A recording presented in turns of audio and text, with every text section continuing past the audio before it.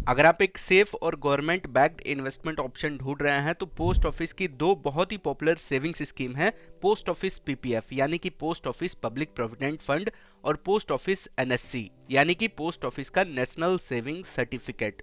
दोनों ही scheme government of India के under आती हैं, इसलिए इनमें पैसा बिल्कुल सेफ माना जाता है।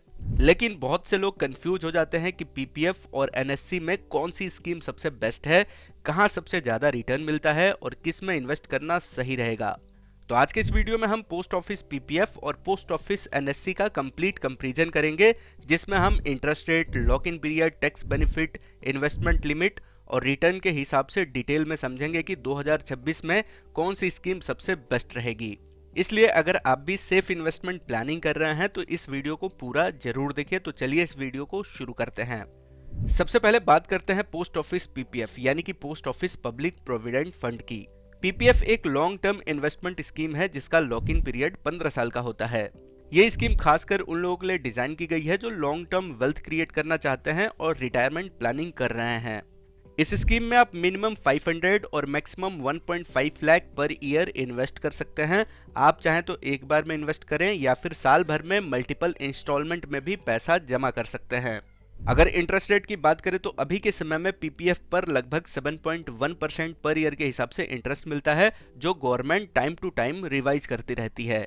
पीपीएफ का सबसे बड़ा एडवांटेज है टैक्स बेनिफिट। ये स्कीम ट्रिपल ई कैटेगरी में आती है, यानी जो पैसा आप इन्वेस्ट करते हैं उस पर सेक्शन 80C के अंडर टैक्स डिडक्शन मिलता है और जो इंटरेस्ट मिलता है और मैच्योरिटी अमाउंट मिलता है वो भी कंप्लीटली टैक्स फ्री होता है। इसके अलावा पीपीएफ में लोन फैसिलिटी और पार्शियल विड्रॉल का भी ऑप्शन मिल जाता है। आप अकाउंट ओपन करने के कुछ साल बाद इसमें से लिमिटेड अमाउंट विड्रॉ भी कर सकते हैं और इसके अगेंस्ट लोन भी ले सकते हैं।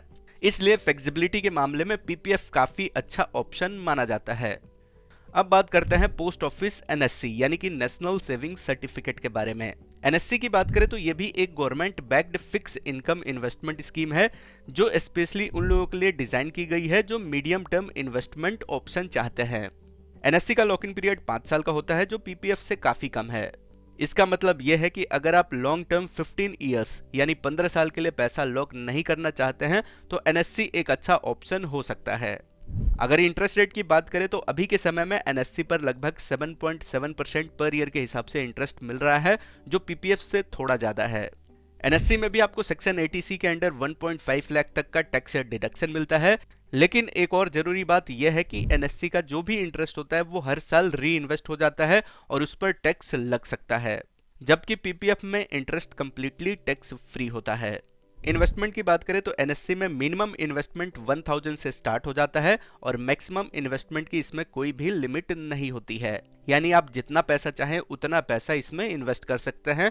लेकिन टैक्स बेनिफिट सिर्फ आपको 1.5 लाख तक ही मिलता है। तो अगर आप शॉर्ट टर्म या फिर मीडियम टर्म सेफ इन्वेस्टमेंट चाहते हैं तो एनएससी एक अच्छा ऑप्शन हो सकता है। लेकिन अगर आप long term investment, retirement planning और टैक्स फ्री वेल्थ क्रिएट करना चाहते हैं तो यहाँ पर पीपीएफ एक बहुत ही पावरफुल और सेफ ऑप्शन है।